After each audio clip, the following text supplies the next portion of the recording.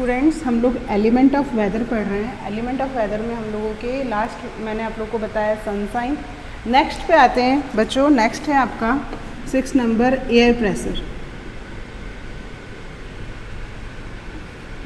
ठीक है, नेक्स्ट क्या है आपका एयर प्रेशर। एयर प्रेशर क्या है, इसे एटमॉस्फेरिक प्रेशर भी कहते हैं। एटमॉस्फेरिक प्रेशर होता क्या है? Atmospheric pressure can be defined as the weight exerted by air column. Air column के थ्रू जो वेट एक्सर्ट किया जाता है उसको क्या बोल रहे हैं अपन? एयर प्रेशर बोलते हैं। और अ यूनिट सरफेस, एक पर्टिकुलर यूनिट सरफेस के थ्रू जो प्रेशर या वेट क्रिएट किए जा रहा है उसको अपन बोल रहे हैं एयर प्रेशर। अगर अपन यूनिट की बात करते हैं, यूनिट ऑफ एयर प्रेशर की मैं बात करूं तो अपन किस किस में देख सकते हैं इसको? इंचेज में देख सकते हैं, ठीक है, सेंटीमीटर में। हाइट के अकॉर्डिंग बात कर रही हूँ बच्चों। हाइट के अकॉर्डिंग में क्या हो गया? इंचेज हो गया, सेंटीमीटर हो गया, मिलीमीटर हो गया। अगर मैं बार के अकॉर्डिंग भी इसको देख सकते हैं। Bar is the force equals to, bar किसके इक्वल होता है? 106 डाइन्स पर सेंटीमीटर स्क्वायर। बार ये हो गया। और एसआई यूनिट यदि हम लोग देखें इसकी, तो एसआई यूनिट हम लोग को पता भी है कि होती क्या है? पास्कल। ठीक है, इसकी एसआई यूनिट क्या होती है? पास्कल। पास्कल का मतलब क्या है? इक्वल टू क्या है? फोर्स। अपन इसको एक तरह से क्या भी बोल रहे हैं? फोर्स भी बोल रहे हैं। Force of 1 newton. ठीक है, न्यूटन पर metre square. Force of 1 newton, तो न्यूटन पर metre square, force upon area. ठीक है, ये होता है मेनली यदि अपन उसका देखें तो मैंने क्या बोला? Force upon area. ठीक है, फोर्स अपॉन एरिया। यहाँ पे अपन ने फोर्स की जगह वेट लिया, एरिया कितने पर्टिकुलर टाइम पीरियड में कितना वेट लग रहा है, तो उस चीज़ को अपन क्या बोल रहे हैं? उस चीज़ को हम प्रेशर नाम दे रहे हैं। ठीक है, वापस बोल रही हूँ, एयर प्रेशर क्या है? एयर प्रेशर की कितना वेट लग रहा है एक पर्टिकुलर एयर कॉलम के थ्रू, वो क्या कहलाता है? एटमॉस्फेरिक प्रेशर कहला रहा है। हाइट के अकॉर्डिंग देखें तो इंचेस, सेंटीमीटर और mm होता है इसकी यूनिट। बार की फॉर्म में देखते हैं तो बार इक्वल टू 106 डाइन पर सेंटीमीटर स्क्वायर। ऐसा यूनिट देखें तो क्या है? पास्कल है। पास्कल क्या होता है? न्यूटन पर मीटर स्क्वायर। न्यूटन पर मीटर स्क्वायर वही फोर्स के बारे में बता रहा है। फोर्स लो या वेट लो, बात वही होगी। अपॉन मीटर स्क्वायर अपन किसको ले रहे हैं? एरिया को ले रहे हैं। ठीक है, अब स्टैंडर्ड एटमॉस्फेरिक प्रेशर की बात करूं बच्चों, तो एक गिवन पर्टिकुलर है ना, गिवन जो स्टैंडर्ड एटमॉस्फेरिक प्रेशर है, सी लेवल से यदि अपन देखें तो सी लेवल से 450 केल्विन लैटिट्यूड। सी लेवल से कितनी ऊंचाई पे कितना रहता है? 450 kelvin latitude. Clear?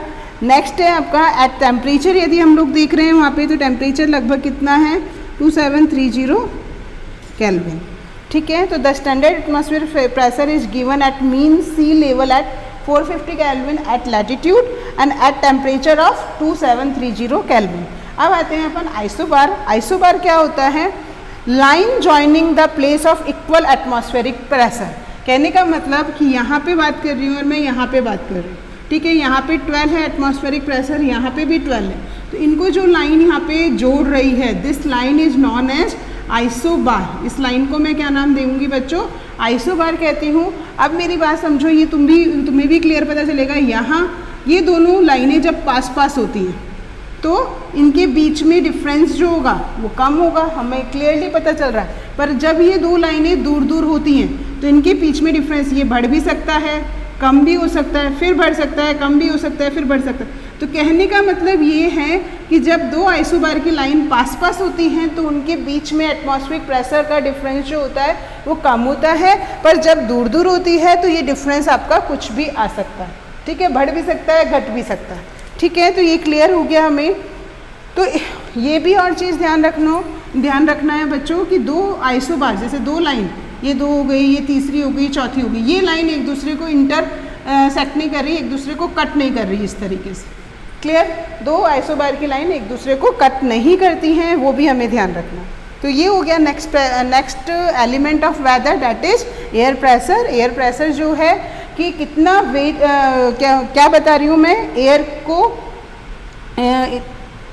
Wait exerted by air column, कितना एयर कॉलम कितने वेट को एक्सर्ट कर पा रहा है वो एटमॉस्फेरिक वेट कहलाता है, एटमॉस्फेरिक प्रेशर कहलाता है। उसकी यूनिट देखें तो इंच, सेंटीमीटर, mm हो गई। बार में देखें तो 106 डाइन पर सेंटीमीटर स्क्वायर। ऐसा यूनिट देखें तो पास्कल। पास्कल में क्या हो गया, न्यूटन पर मीटर स्क्वायर। तो उस अकॉर्डिंग इसको अपन क्या बोल सकते हैं, F/A। उसके अलावा मैंने एटमॉस्फेरिक प्रेशर आपको बताया सी लेवल से 450 केल्विन लैटिट्यूड। उसके अलावा टेम्परेचर देखें तो 2730 केल्विन। आइसोबार क्या बताया, दो इक्वल एटमॉस्फेरिक प्रेशर को जोड़ने वाली लाइन जो होती है दैट इज आइसोबार। दो आइसोबार जो होते हैं एक दूसरे को नहीं जोड़ते हैं।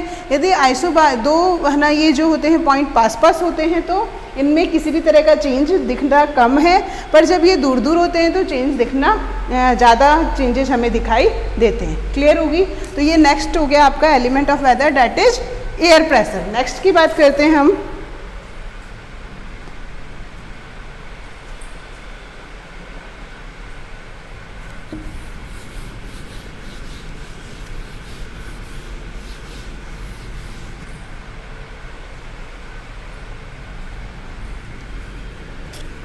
क्लाउडीनेस। नेक्स्ट की बात करें तो क्लाउडीनेस। क्लाउडीनेस क्या है, क्लाउड क्या है, cloud can be defined as a mass of tiny water droplets, mass of tiny water droplets और आइस क्रिस्टल और both condensed on hygroscopic nuclei. कहने का मतलब ये छोटे छोटे न्यूक्लियाई की फॉर्म में क्या रहते हैं, वाटर ड्रॉपलेट रहे हैं, आइस क्रिस्टल रहते हैं, वो सारे आपस में मिल के क्या बना लेते हैं, क्लाउड फॉर्म कर लेते हैं। ठीक है, तो वो चीज़ क्या कहलाती है, क्लाउडीनेस कहला रही है। Cloud can be defined as a mass of tiny water droplet, ice crystal और both condensed on hygroscopic nuclei, that is the hygroscopic nuclei.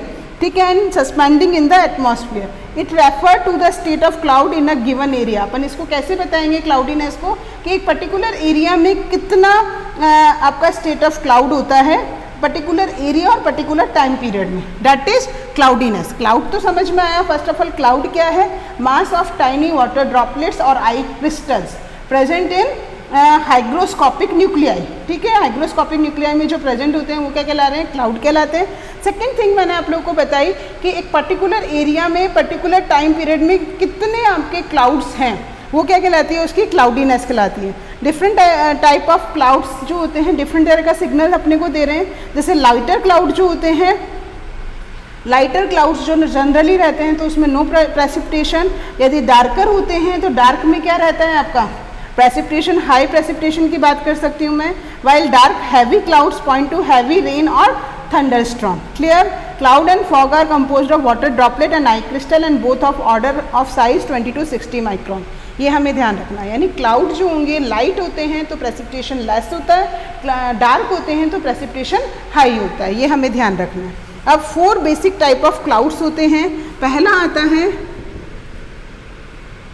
Serous, जिसको अपन CI से भी डिनोट करते हैं। It is a type of highest type of cloud ranging from approximately 7 to 12 kilometre altitude.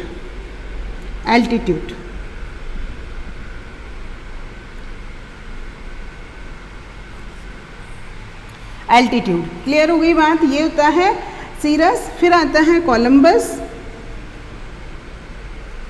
कॉम्यूलस, Columbus नहीं कॉम्यूलस। पहला serous, दूसरा कॉम्यूलस। कॉम्यूलस को अपन CS से बताते हैं, CU से बता रहे हैं हम इसको।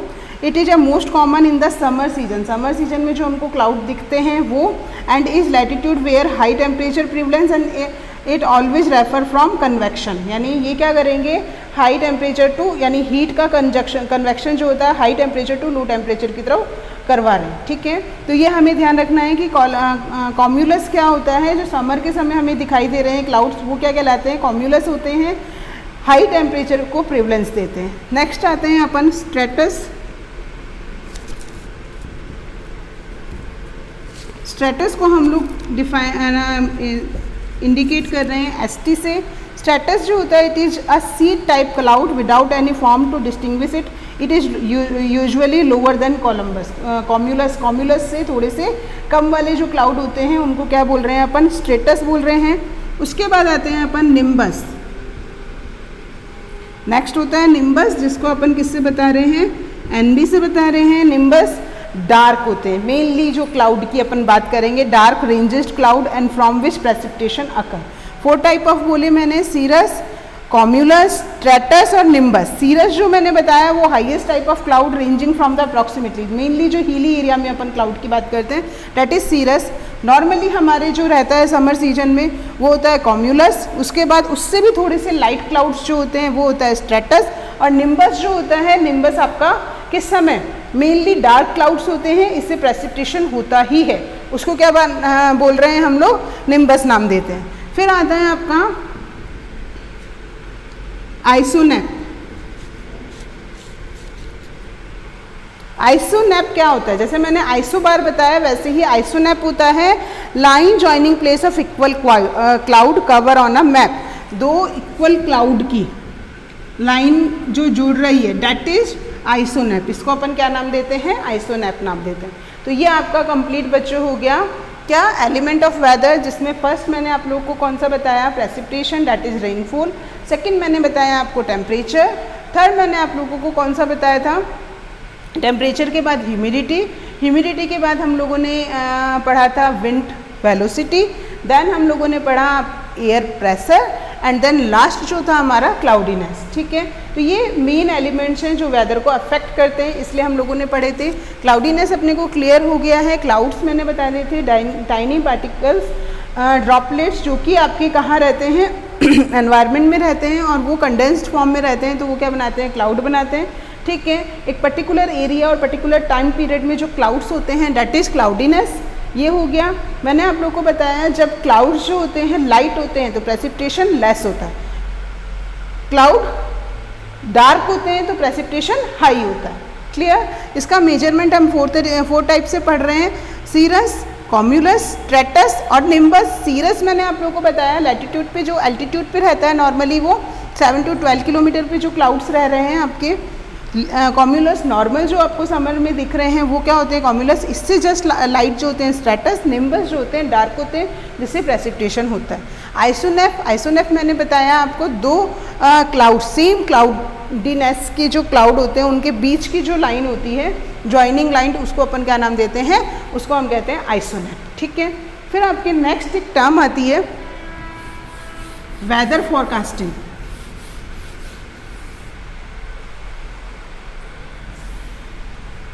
वेदर फोरकास्टिंग की बात करते हैं बच्चों, तो पहले तो ये होता क्या है,